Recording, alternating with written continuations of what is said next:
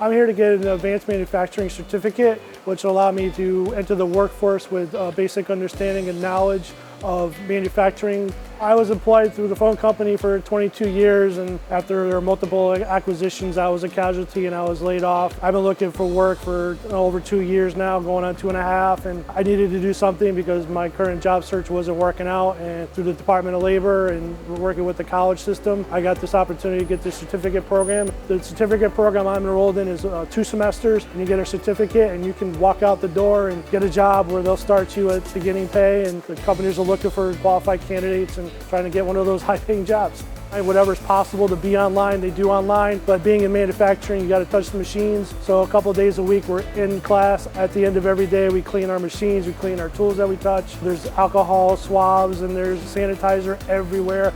So we have a wide variety of educational services here where we're learning to do it ourselves manually and also with the CNC machines that we can program to do that for us.